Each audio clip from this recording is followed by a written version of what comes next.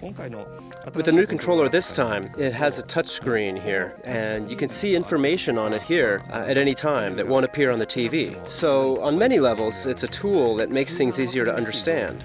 So by taking advantage of it, we can think about designing bold, brand new games. On the other hand, as we had to think about the resulting size of the new controller, I came to think that rather than focusing efforts on just trying to make it slimmer, we should focus more on designing it so that the potential for us to be able to make a variety of new things can be further expanded. Because it has this screen, it's become much easier to understand. And we thought in that case, let's stuff it with features so it could do anything. In a way, it's a classic controller with a screen. Yeah, I think so. You know, it has many faces. If you look at it this way, there are two L and R buttons. There are the Z buttons and the L and R buttons. And those who don't want it do not need to use it. Yeah, you don't have to use them at all. You can hold it this way or this way and mostly use the touchscreen. And here around the bottom of the screen, it has the same layout as the Nintendo 3DS. So you're able to go to the home menu with the press of a button. It also has two analog circle pads. You can come up with many ways to play.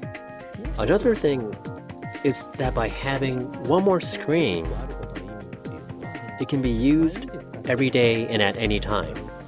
But also, the way it can be utilized is changing the possibility of games. There's probably a lot of different possibilities in the way that it can be used. You're now able to do much more with it. Miyamoto-san, what kind of impressions did you have? There's a lot to it. You know, games are basically simulations, but it's too much if you try to take it too far and do something that's too true. That's why we've been making a lot of fake play that seems real up until now. The reason for that is there were restrictions that limited what you could do when making the simulation only with a single screen and a controller. You had no other choice but to make it that way. But now it can be more real, or seem more realistic. I think we're able to add more realism in different ways without making the gameplay too difficult. I mean, I laugh at myself about this, but the game of golf, I don't play a whole lot of golf at all, so when the golf ball gets stuck in the rough terrain, I don't really understand how tough that is. But if I put this on the floor, it shows images of the ball buried under the grass.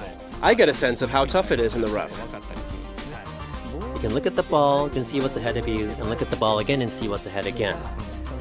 You can look down and away as you swing the club. Even with the Wii remote and how it can be swung like a golf club, you never look down. Until now, at least. That way you look down as you play. It's so fun whether you're the only one doing it or watching someone else play it. You know, it really changes things in baseball, too. Until now, baseball games were more about how to control the professional athletes. But now you actually feel like you're the softball player. And there's a sense of immersion that you're protecting the field. Like this. Yeah, it feels like you're chasing after the ball. So you can run really fast to catch a ball and feel as if you just made a play of the day. So in that sense, you can now play in more of a simulation mindset. When you play alone, you probably would be able to just play with a new controller without having to play on the TV. I think so. We can make games that you play only in the palm of your hands, even when something else is on TV. And we can also make entertainment that uses both the TV and the smaller screen. It's up to the designers to decide how to use this, based on what is best for the games they're making. The hardware itself has the capability, so the games can be designed both ways. It'll probably be used in many ways. I think so. More than anything, I'm really looking forward to new styles of play in ways we haven't thought of yet. I think this has a lot of possibilities. We showed a glimpse of all the things it can do in the concept video that we showed during the presentation on stage. And there are so many, we're just trying to decide where to begin. So you won't have a shortage of ideas. There won't be a shortage of ideas. There are so many great ideas in sight. You're having a hard time figuring out which one you should start cooking. Yeah, we're still trying to decide.